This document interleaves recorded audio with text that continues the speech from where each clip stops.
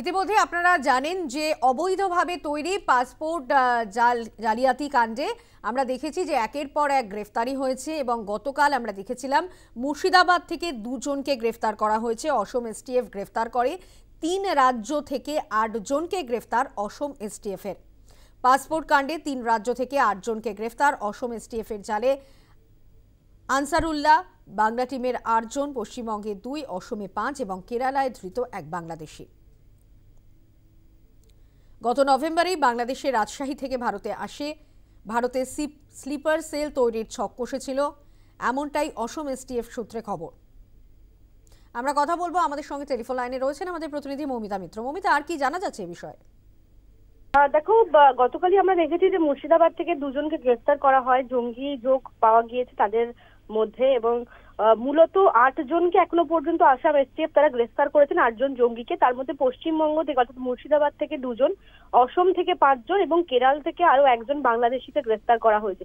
অসম STF এর তরফে যেটা দাবি করা হচ্ছে যে ভারতে স্লিপার সেল তৈরির ছক কষেছিল এই বাংলাদেশি জঙ্গি সংগঠনের সদস্যরা এবং তারা মূলত আনসারুল্লাহ বাংলা টিম বা এবিটি জঙ্গি সংগঠনের সদস্য এরা প্রত্যেকেই।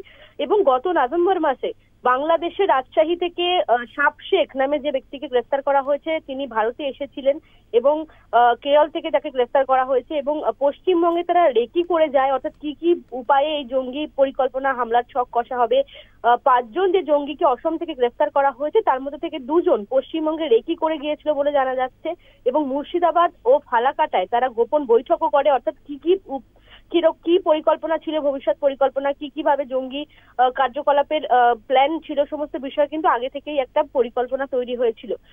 আর যেভাবে এই ৮ জনকে ধরা হয়েছে, তারা পুলিশের জালে ধরা পড়েছে, এসটিএফ সূত্রে যেটা জানা যাচ্ছে যে অসম থেকে প্রথমে ৫ জন জঙ্গিকে গ্রেফতার করা হয়, তাদেরকে জেরা করে বাকিদের সম্পর্কে তথ্য পায় অসম এসটিএফ এবং তার ভিত্তিতেই তল্লাশি চালিয়ে গতকাল ভোরে মুর্শিদাবাদের হরিহরপাড়া থেকে আব্বাস আলী এবং মিনারুল শেখকে গ্রেফতার করা হয়।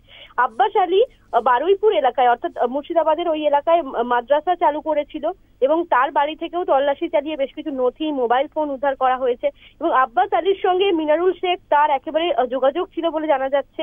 মিনারুল শেখের বাড়িতেও একই রকম ভাবে বেশ কিছু পেন ড্রাইভ, হিজবুল অর্থাৎ ইসলামিক বেশ কিছু বই, মোবাইল ফোন সেগুলোকে বাজেয়াপ্ত করা হয়েছে।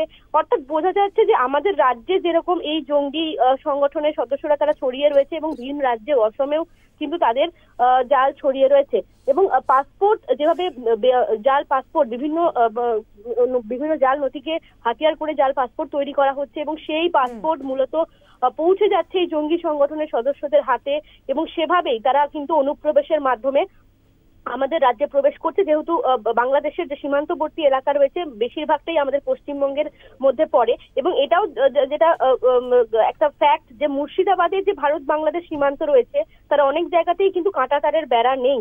এই সুযোগ নিয়েই বাংলাদেশের দুষ্কৃতীরা বা জঙ্গি সংগঠনের সদস্যরা তারা এই পাসপোর্টকে হাতিয়ার করে পশ্চিমবঙ্গে প্রবেশ করে যাচ্ছে এবং জঙ্গি কার্যকলাপের সঙ্গে তারা যুক্ত হয়ে যাচ্ছে।